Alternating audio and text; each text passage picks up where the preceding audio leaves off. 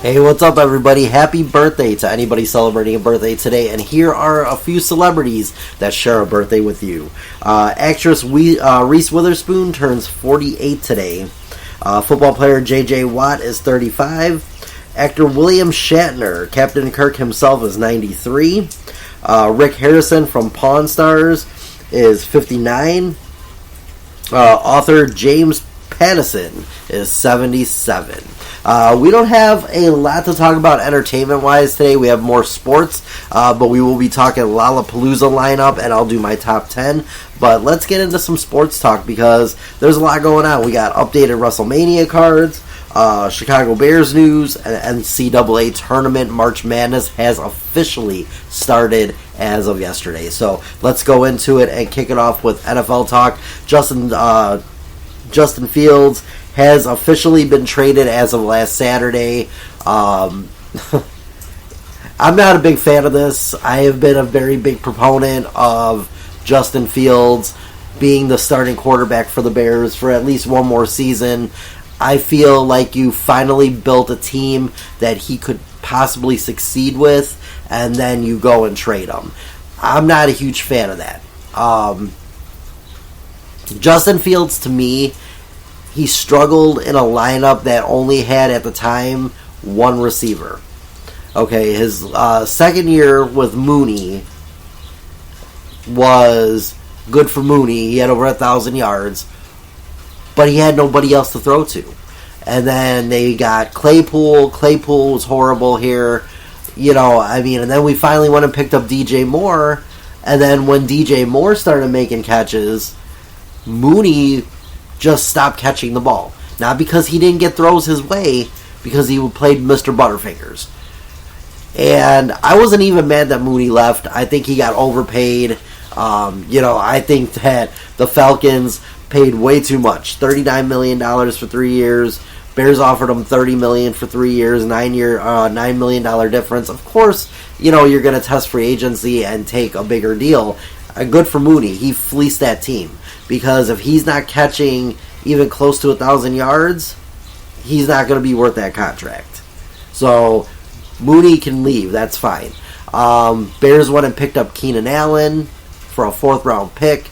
They basically fleeced another team with that because I can guarantee Keenan Allen, no matter who throws to him this year, is most likely going to have another 1,100 to 1,200 yard season. Same thing with DJ Moore. So, the Chicago Bears, I feel they did right by Justin letting him go to Pittsburgh. I think he's going to do great with the Steelers. Russell Wilson's going to put him, behind him and say, look, kid, listen, work with me. I'm going to show you how to be a lot better of a quarterback, especially with the passing. Because, we all know Russell Wilson was a mobile quarterback as well. In his day, he could run with the best of them, and he still can, but he is getting older.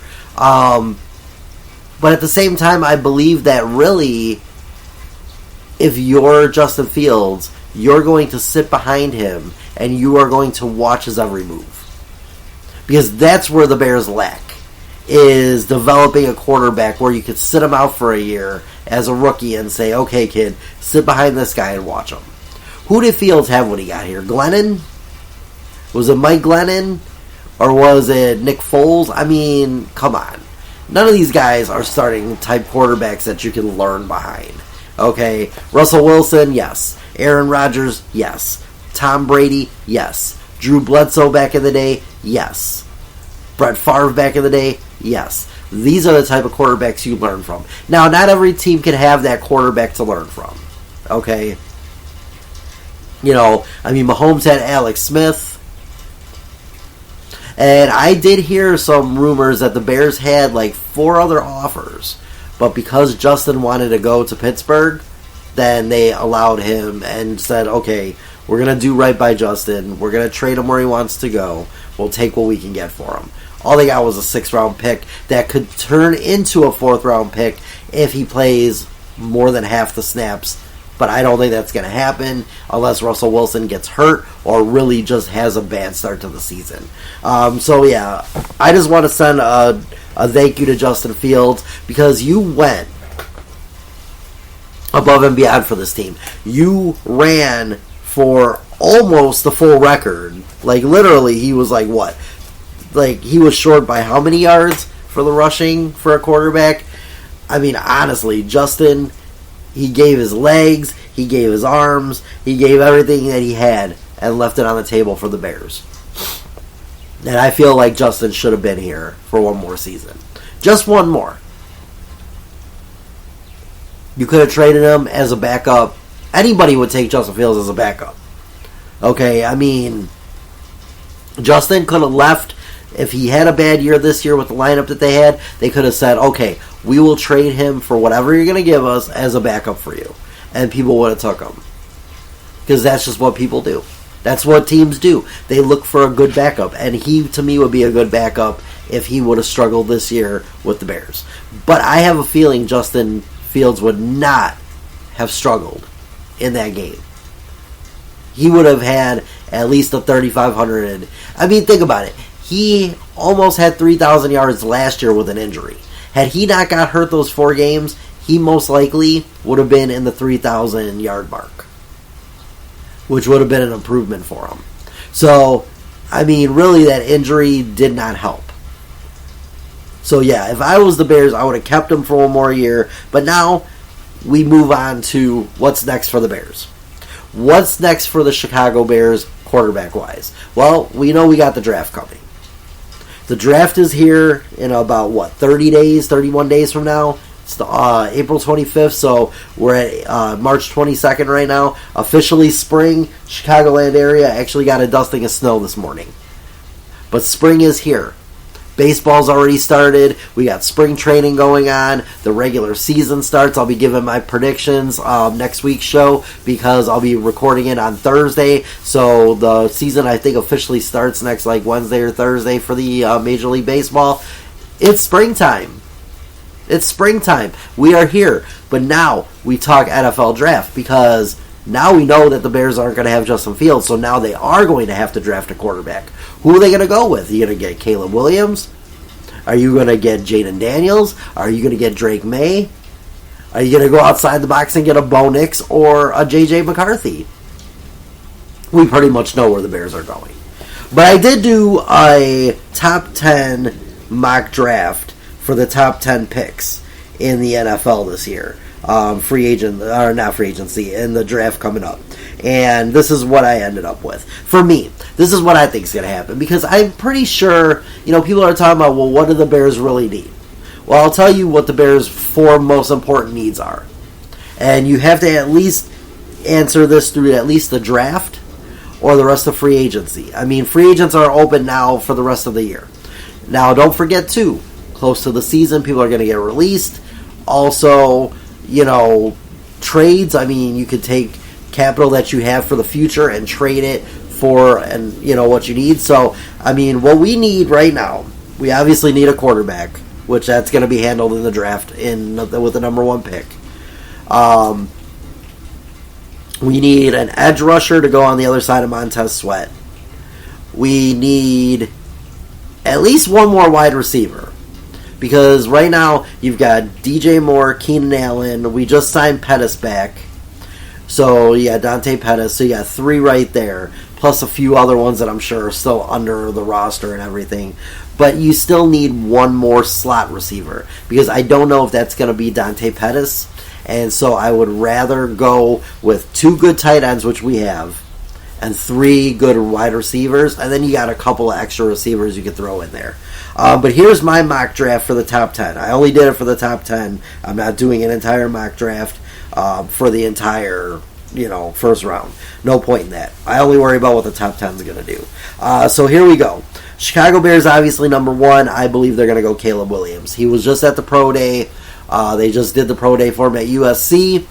He did pretty well from what I saw in highlights. I didn't watch the actual thing, but I did see highlights. He looked pretty good, but of course he's not in pads. He's not having an offensive line and a defensive line trying to hold each other back or rush the quarterback. So, I mean, yeah, he threw from the pocket, but he really didn't because there really wasn't a pocket. Okay? There wasn't, all these linemen getting pushed towards him. and stuff like that. There wasn't an edge rusher coming right at him trying to hit him. So, I mean, honestly, I wouldn't say he threw from the pocket. I just air quoted the pocket with that one because he wasn't wearing pads or nothing. So, yeah. So, what I'm going to look at is that Caleb Williams, Ryan Poles is there, Matt Eberflus, and Keenan Allen. Brand new receiver a week into the Bears. Got traded here, last week? Already in full Bears gear. And at the Pro Day. That was awesome. I love Keenan Allen already. I'm going to have to get 3 jerseys this year. Well, 4 maybe. And I'm going to have to spread it out. I need Montez Sweat. I'm going to need a Keenan Allen and a DJ Moore, because I don't have DJ Moore yet. And then I need probably whoever the quarterback is. Because I do support whoever the quarterback is. And it's most likely going to be Caleb Williams. I'm already hearing rumors through the grapevine that they already told him at the Pro Day that they're going to sign him. That they're going to bring him in. And they're going to draft him. Now, take that with a grain of salt. I don't know. I don't have full inside sources like a lot of radio shows do, but from what I'm reading and hearing, and I believe it was Ian Rappaport that reported it, so he is a very good insider for the NFL, did say that they did tell him that he is going to be a Bear. They already know. They're taking him. So, and they didn't even see Jaden Daniels yet. I'm pretty sure he's this week, today, or if not, let's see. Let's see when Jaden Daniels' Pro Day is. Let's see. Here, let's look up his Pro Day really quick.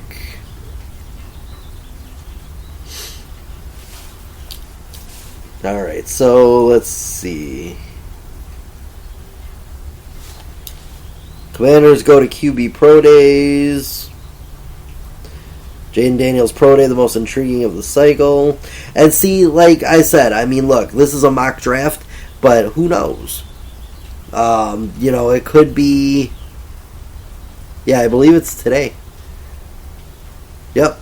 So, we'll see what happens. Look, Jaden Daniels is going either number 1 or number 2. I don't see even Drake May going number 1 or number 2. So... we already got Caleb Williams. I believe the Bears are going to take him. I'd be shocked if it was Jaden Daniels. Washington, number 2. They need a QB. They're going to take Jaden Daniels. They're already at his Pro Day, actually. I read that they're there. So, they're ready to see him. Number 3, New England. Obviously, New England needs a quarterback. Got rid of Mac Jones and everything. So... they're going to take Drake May. They're going to go with their white boy quarterback thing. Obviously, they had Drew Bledsoe. Then they had Tom Brady. Then they had Mac Jones. So, and these were all the starters. So, I have a feeling we're going to see Drake May be the 4th straight starting white boy for the New England Patriots. Let's see. Arizona Cardinals coming in at number 4. They're going to go wide receiver. Of course, they're going Marvin Harrison Jr. I believe he'll be the first one gone.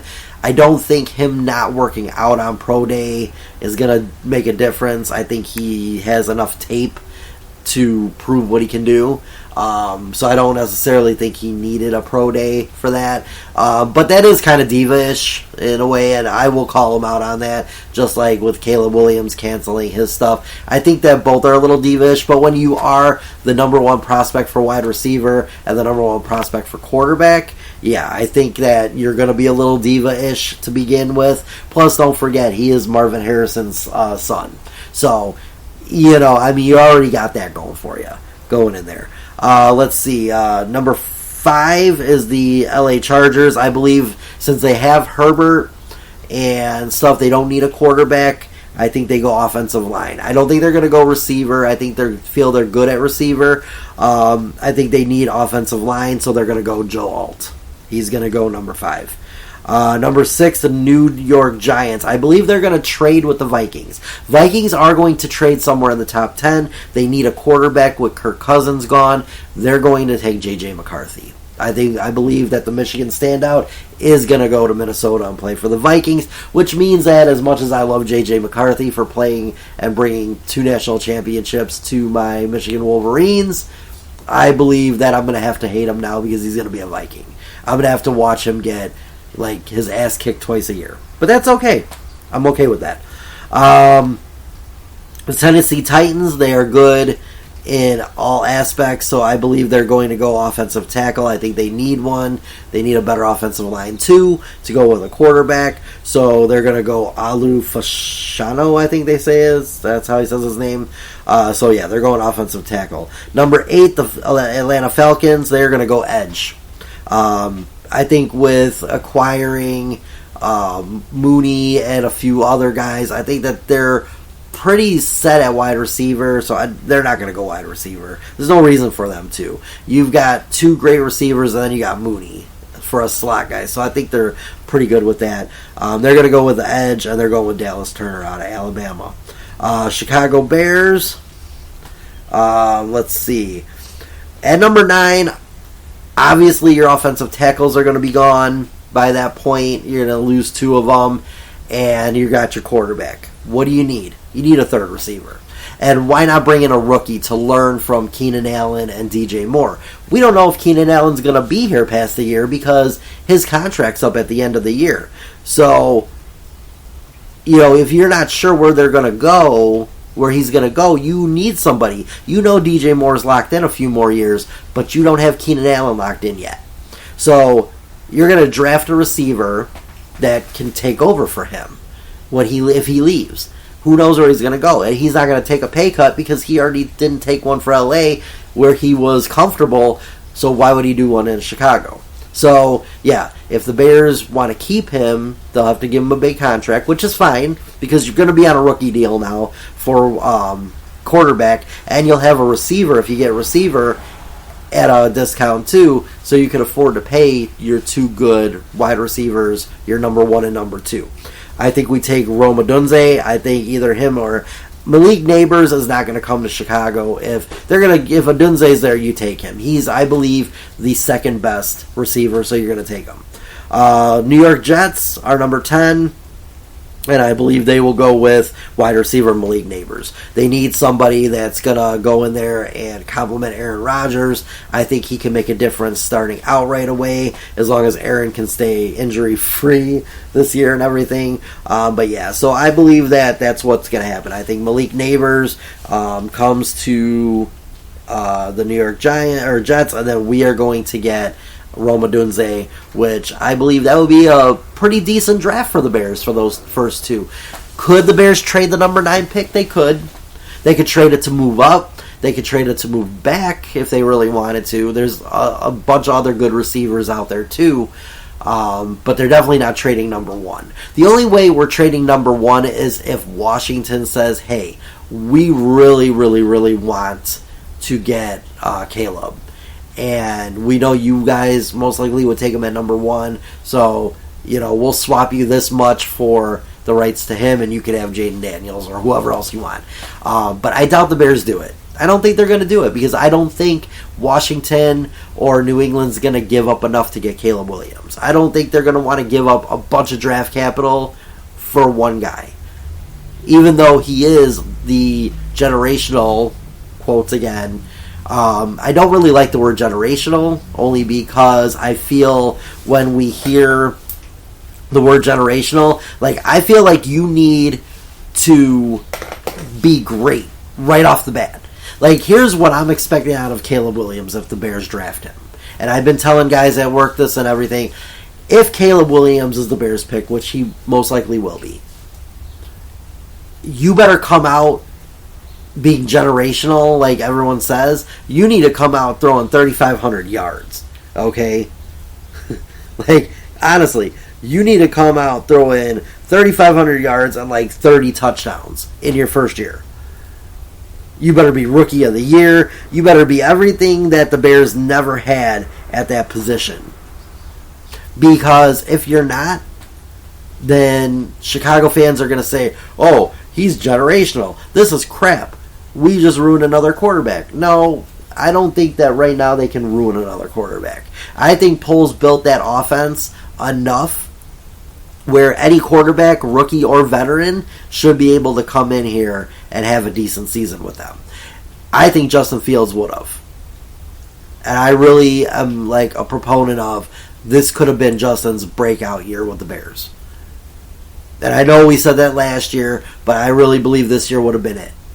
You know, you can't pick up a Keenan Allen with an easy 4th round pick. I mean, that was an easy trade. 4th round pick? And look, people know he's good. You can't say, well, maybe he's not that good. Last year he had 1,300 yards. Let's look at his stats really quick. I'll look it up really fast. Let's look at the Keenan Allen stats, because honestly, I'm surprised. And I'm wondering if this was a dump because of the fact that money-wise, he wouldn't take the pay cut, so they're like, well, then we're going to trade you because we need this extra money. So I think that's why they did that. All right, so last year with the Chargers, he had 1,243 yards and 7 touchdowns. That's amazing. On 108 catches. The year before that, now I'm not looking at how many games played because these lower seasons might have been like less games played. Let's see. Last year, 2022, he had, or not last year, the year before, 2022, he had 66 receptions, 752 yards, and 4 touchdowns. The year before that, he had 106 catches for 1,138 yards and 6 touchdowns. 2020, he had 100 catches for 992 yards and 8 touchdowns. Year before that, 104 catches for 1,199 and 6 touchdowns. 2018, 97 catches for 1,196 yards and 6 touchdowns. 2017, 102 catches for 1,393 and 6 touchdowns. 2016, he had 6 catches only. I'm guessing he got hurt for 63 yards. That was probably in one game. 2015, he had 67 catches for 725 yards and 4 touchdowns. 2014, he had 77 catches for 783 yards and 4 touchdowns. And his rookie year, now remember, he's been with the Chargers his entire career.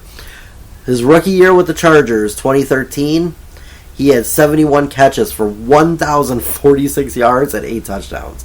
In his career, 904 total catches, 10,530 yards, and 59 touchdowns. So, not bad at all. Okay, not bad at all. Because if you look at DJ Moore, let's look at the other Big Bears wide receiver. DJ Moore's stats in his first 6 seasons in the NFL. Last year with the Bears, best season ever. And guess who was throwing to him? Justin Fields. 96 receptions, 1,364 yards, and 8 touchdowns last year. His last year in Carolina, 2022, he had 63 receptions for 888 yards. Now remember, in Carolina, he wasn't even the first option. He wasn't the number 1 guy. I don't even think he was number 2. I'm pretty sure he was like number 3. Okay. He was like 2 and 3. He wasn't even number 1. So he had 63 catches for 888 yards and 7 touchdowns in his last year in Carolina. 2021, he had 93 catches for 1,157 yards and 4 touchdowns. 2020, he had 66 catches for 1,193. Now, look at this. 2021, DJ Moore had 93 catches for 1,157 yards. The year before that, 2020, he had 66 catches, so 27 less catches for the year, but more yardage. 1,193 yards. That's amazing. And then the year before that, 2019, 87 catches, 1,175 yards and 4 touchdowns. And then his rookie year, 55 catches, 788 and 2 touchdowns. So he's got 6,500 yards catching already and 29 touchdowns in his career. And he's only been in the league 6 years.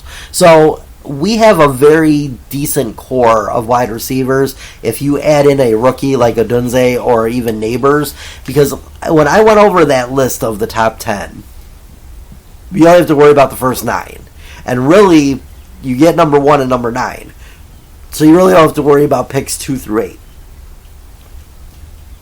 In picks 2 through 8, were 3 receivers going to go in that time frame? Most likely not. Because a lot of teams don't go by best available, they go by what they need. Obviously, if you don't need a receiver, why would you pick up a receiver? You're not going to pick up a rookie receiver who's going to be great to just ride the bench or be a third, fourth, or fifth option every time. Well, I'll give you a fourth or fifth option because they may be a slot receiver their first year. Because if Neighbors or Odunze come here, they're not going to be a number one or number two off the bat because you already have that with DJ Moore and Keenan Allen. You have a guy last year that caught for 1,300 yards on DJ Moore and a guy who caught at 1,200 yards at frickin', number two. So why would you need your rookie to come in at number one or two? You don't. He's going to be your slot. He's going to be a guy that's going to probably pick up about 700 yards in his first year to go along with two guys who are probably going to get around 1,100 yards apiece. If you have the quarterback to do it. That's Caleb Williams. I want to talk really quick about the best free agent spots that are left. I got this list a few days ago, so it could have been updated by now. I'm not sure, so we'll see. But let's look into this really quick. We're going to look at the list of the top free agents that are still left. Because there's not a lot of them. There's not as many as there were. So let's see. Ranking the best landing spots. So let's see what we got here. Ranking best landing spots for the top 10 remaining free agents. So let's see. Number 10 is Javanian Clowney to the Carolina Panthers. This is what they're thinking that he could be. Panthers finished last in sacks in 2023. That's an aspect a former top overall pick can help address, especially after tallying 9.5 sacks with Baltimore last season. I wish the Bears would go after him. I mean, we still need one more edge. So if for some reason Dallas Turner is still there, they may even do that. So let's see. Number 9, Andreas Pete to the Philadelphia Eagles. It says the Eagles secured Landon Dickerson to a lucrative contract extension. They might have a soft spot on their vaunted offensive line at right guard. So second-year player Tyler Steen is projected to take over. Number 8, Jamal Adams to the Indianapolis Colts. The 3-time safety failed to live up to the 4-year, $70 million contract he signed with the Seattle Seahawks. He never completed a season in Seattle and suited up for only 10 games. If he can remain healthy, he can help the Colts team that ranked 24th in rushing yards allowed per game last season. However, paying him a $17.5 million annual salary isn't overpaid. Number 7, Randy Gregory to the Atlanta Falcons. After playing only 5 games in 2022, Gregory played 16 for the Denver Broncos and the San Francisco 49ers last season. So he could end up going to Atlanta. Number 6, Ryan Tannehill to the Chicago Bears. Trading Justin Fields to the Pittsburgh Steelers means the Bears will select a quarterback with the first overall pick, but they're not confident in starting the rookie from day one. Tannehill can be a better insurance policy than Tyson Bagent or Brett Rippon. According to Spot Track, the Bears have enough cap room to accommodate the veteran quarterback with a $4.9 million market value. I'd probably take him, but I wouldn't start him. Look, if you're going to get Caleb Williams, you're gonna start him day one. It's just how it is.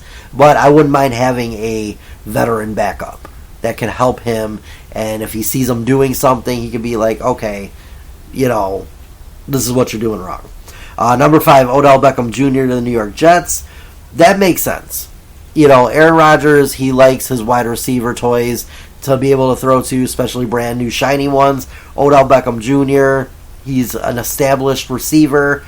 There you go. He would probably be a good fit. Xavier Howard to the Chargers. While Howard isn't the interception leader anymore, he's still a solid pass defender who tallied 45 tackles and 12 pass deflections last season. Jim Harbaugh could use his presence in the Chargers' revamped defense. They could use a portion of their $38.7 million cap room to acquire the 2-time All-Pro. Let's see. Number 3, David Bacarty to the Tennessee Titans. A reunion between them and Aaron Rodgers is possible. The Jets signed Tyron Smith at the All-Pro left tackle. However, David makes sense for the Titans as they build around the young quarterback, Will Levis. So there you go. Will Levis is there. they do need offensive help. I think they're going to take a tackle in the draft, but they could also use him as a tackle too. Mike Williams, number 2 to the New England Patriots. Patriots' offensive revamp goes beyond the quarterback. They must also add more talent at wide receiver after finishing 28th in passing yards. So he makes sense there. And number 1, Justin Simmons to the LA Rams. Simmons could have remained a Bronco for life if not for Russell Wilson's massive cap hit. But even as he turns 31, he remains one of the game's best safeties. He became a 2023 second-team All-Pro member after tallying 70 tackles, 3 interceptions, and 2 pass deflections. The Rams can give him a chance at making the playoffs, something he never experienced in Denver. He also fills a position of need in the Rams secondary. So those are the remaining free agents, the probably bigger name ones that are still out there. We'll see where they end up, if they haven't already, in the last couple of days since I got the article. So let's look really quick at Chicago Bears 2024 opponents, because we're already through pretty much free agency. We're going into the draft in 30 days from now, so we got a month left until the draft. So, who are the Bears facing next year? Who could Caleb Williams, if he comes to Chicago, possibly be facing next year? Well, the schedule's not set, but the games are. We already know who they'll face. So, home games, we already know the Bears will face, of course, Detroit, Green Bay, and Minnesota, as always. And then they're also going to play at home the Los Angeles Rams, Seattle Seahawks, the Jacksonville Jaguars, the Tennessee Titans, the Carolina Panthers, and the New England Patriots. Away from home, the Bears will, of course, play Detroit, Green Bay, and Minnesota. But they will also travel to Arizona, San Francisco, Houston Texans, the Indianapolis Colts, and the Washington Commanders. So those are the teams that will play this year. The Bears and their NFC North rivals will play, of course, all 4 teams from the NFC West this year. They're going to play the Cardinals, the 49ers, the Rams, and the Seahawks. And the AFC South, they'll play the Colts, the Jaguars, Texans, and Titans in 2024. Now, you want to hear something great? The Bears are going to play their rookie quarterback against a second-year player with Houston and C.J. Stroud. So that's going to be cool. Now, wouldn't that have been awesome if the Bears would have kept Justin Fields? It could have been Stroud versus Fields.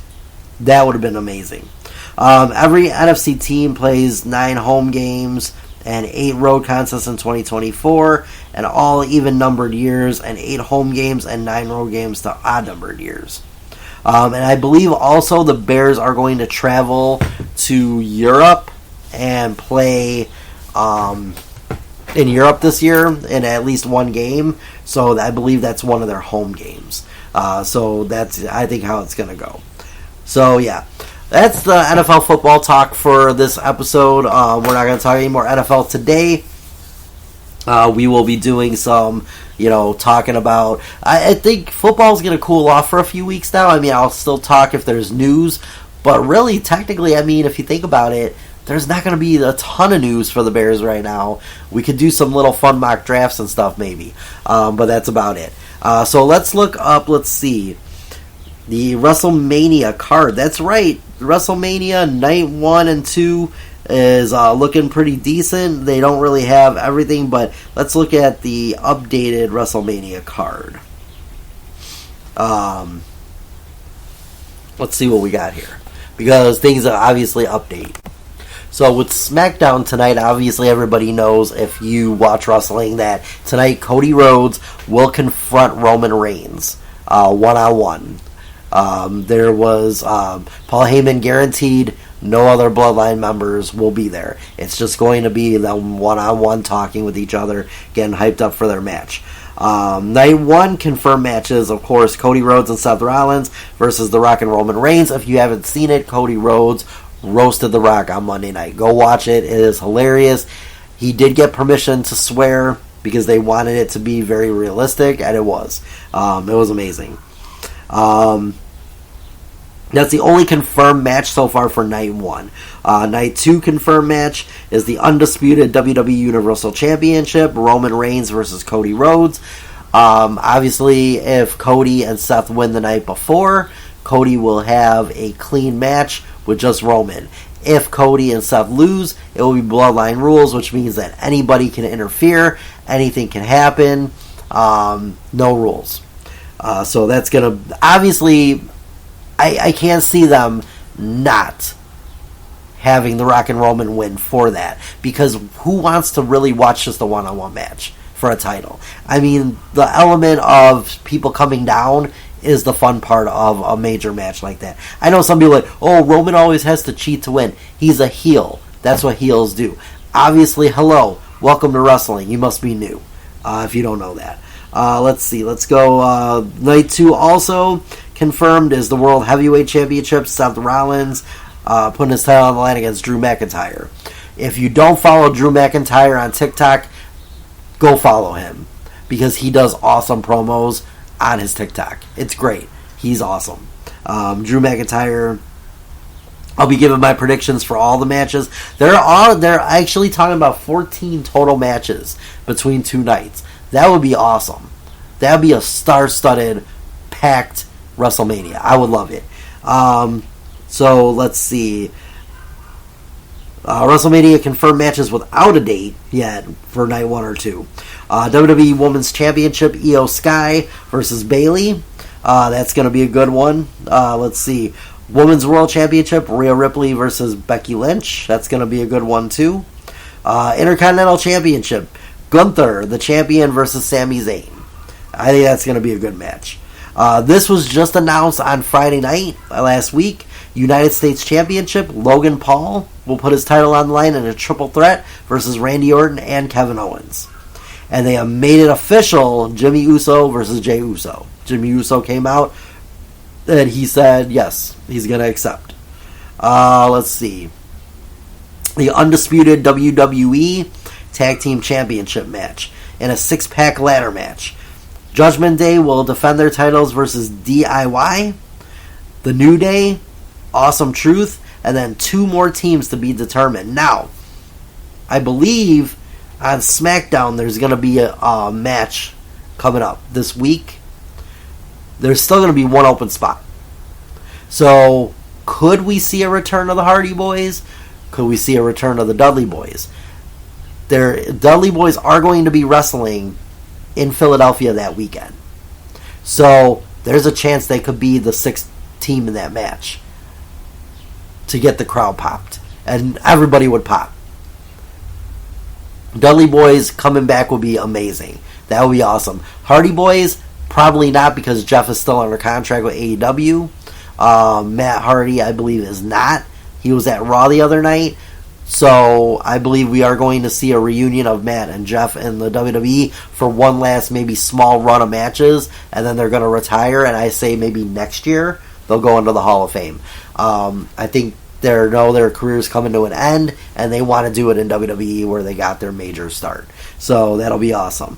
It says the Judgment Day have their plates full. Raw General Manager Adam Pearce and SmackDown General Manager Nick Aldis announced a 6-pack ladder match for the tag titles at WrestleMania 40. 3 Raw teams and 2 SmackDown teams will qualify for the match in the coming weeks.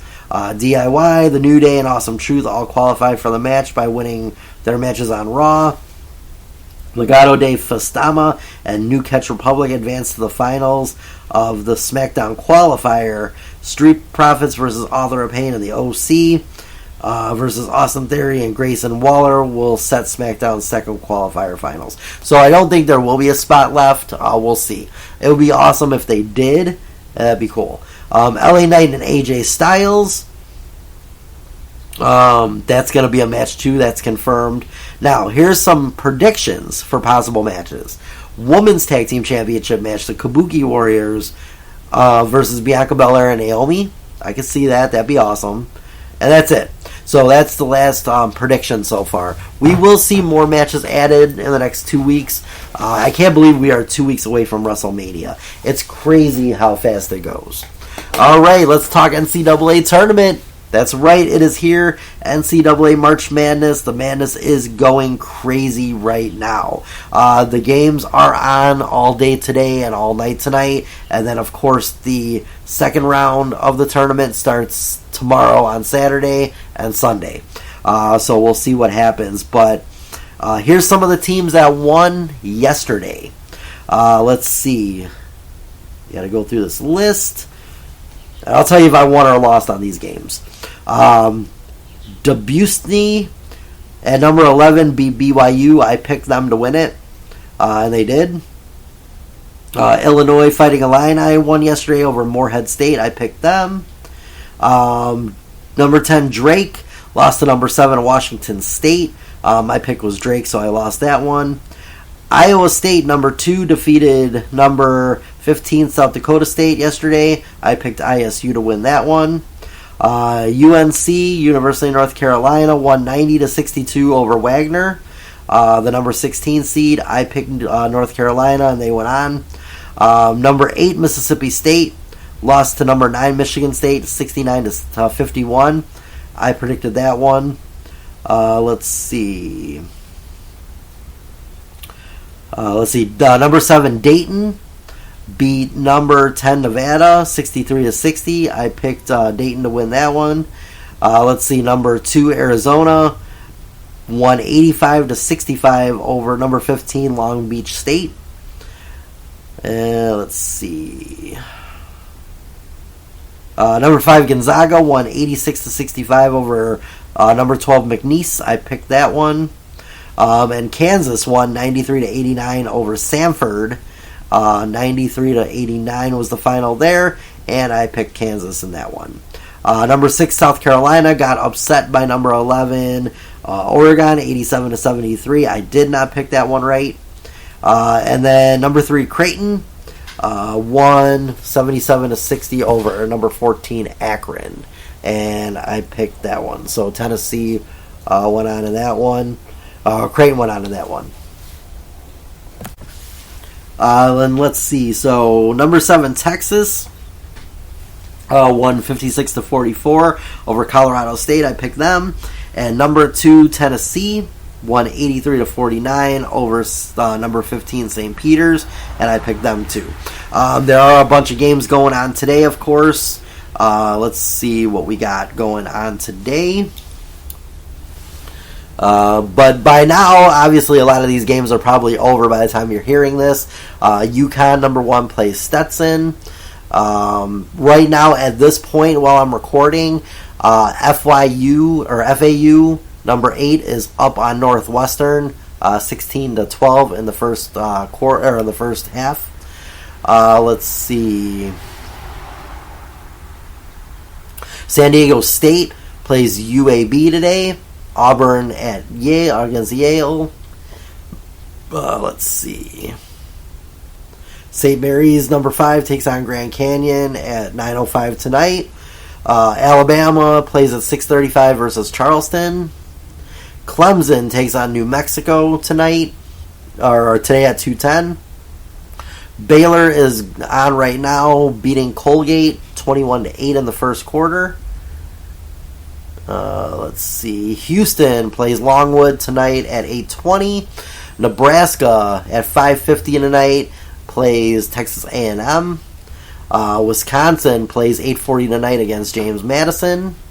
Duke plays 6:10 tonight versus Vermont. Let's see. 3:30 today is Florida and Colorado. And Marquette plays Western Kentucky at 1 p.m.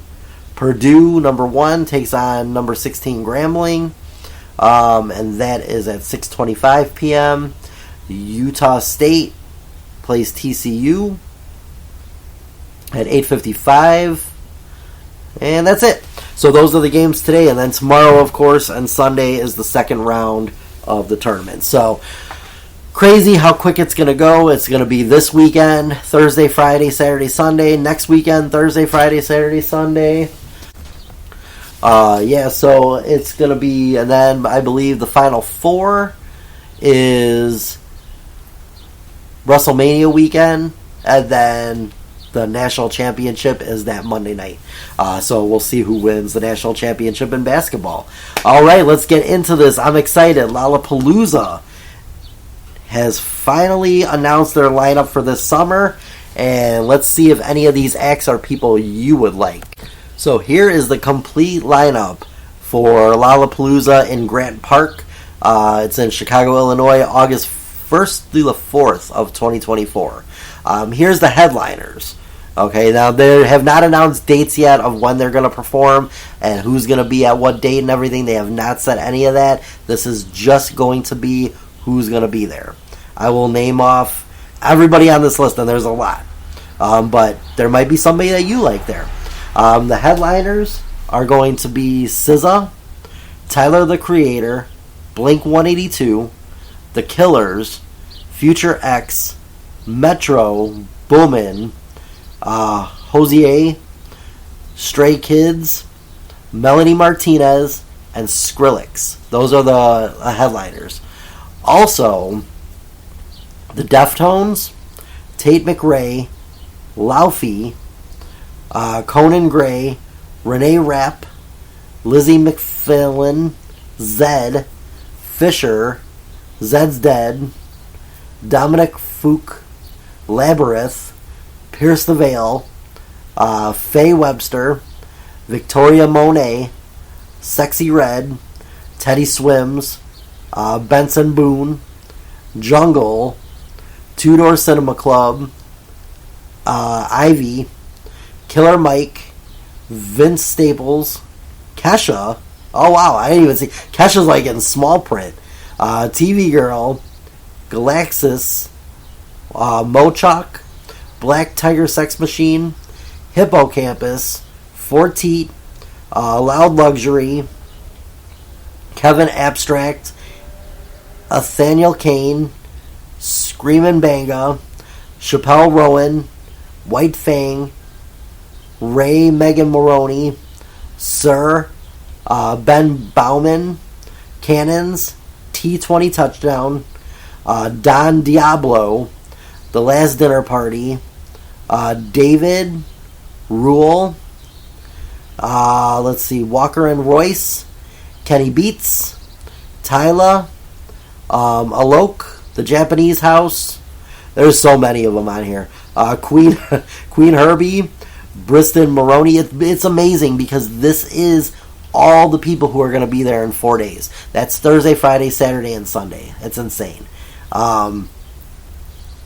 Honestly, I can't even read how many names are on here. It would take forever.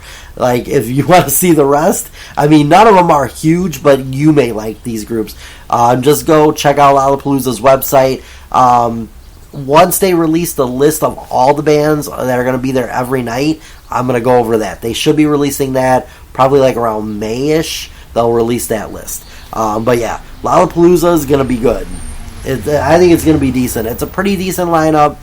I didn't even realize Kesha was going to be there, but she's in the little print. That's insane that she's considered little print now. But yeah, definitely check out Lollapalooza. It's going to be amazing. Next week's show, I'm going to go over the iHeartRadio Music Awards are Monday, April 1st. So we're going to go over the nominees for all the awards in that. Because I don't believe I did that last week. Because I remember saying, iHeartRadio Awards aren't even until April 1st. So we'll go over that next week and talk about that. Right now, I want to do really quick to end the show my top 10 list. I figured this is perfect because my kids and a lot of your kids are going to be on spring break the next few weeks, depending on your school district and colleges. I know some already had spring break, some are having it, in the next few weeks or whatever. So I got this idea from my friend Pam.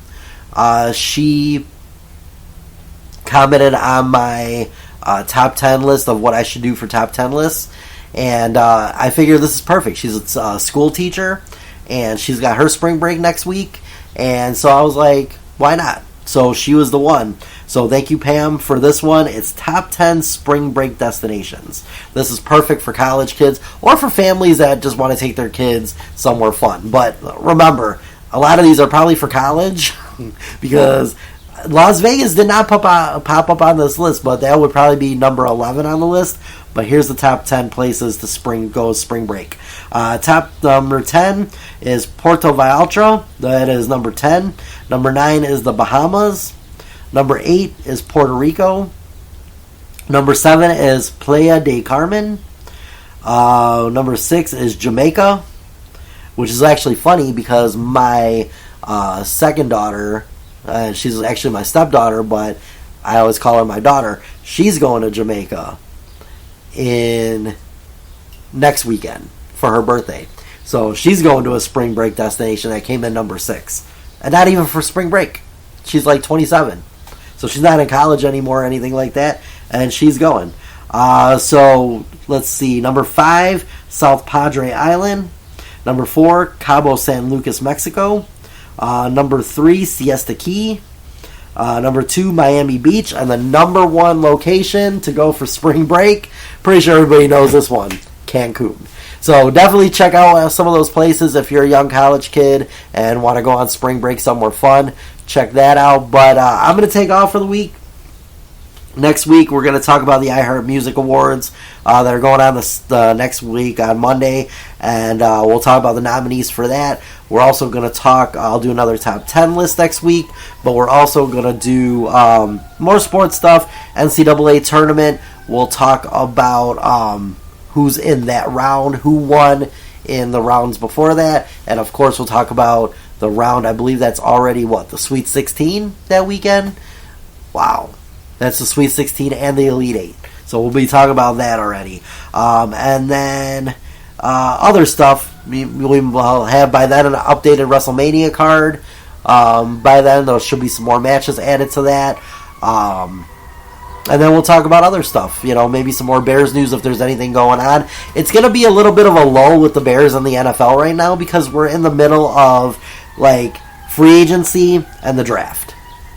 This is the point where there's not probably much to talk about anymore with it until the draft is over, and then we can start talking about divisions and who's going to win divisions because we'll know who's the free agents, we're going to know who's going to be on the teams, who their quarterbacks are, who they drafted. So a lot of fun stuff coming up after the draft. But if there's some news, we'll talk about it. Until then, I'll see everybody later. Enjoy this beautiful, I like to say beautiful day, but I'm actually outside doing the show in my garage like I usually do, and it's like 35 degrees right now. And it's spring. We're in spring already. But that's okay. Warm weather is coming up. Next weekend's already Easter Sunday, so that's going to be awesome. Everybody enjoy this weekend. Make sure you watch the tourney. It's on right now, so go check that out. And until then, I'll see everybody next week. Stay safe, stay healthy, and of course, don't die. I'll see everybody next week. Peace.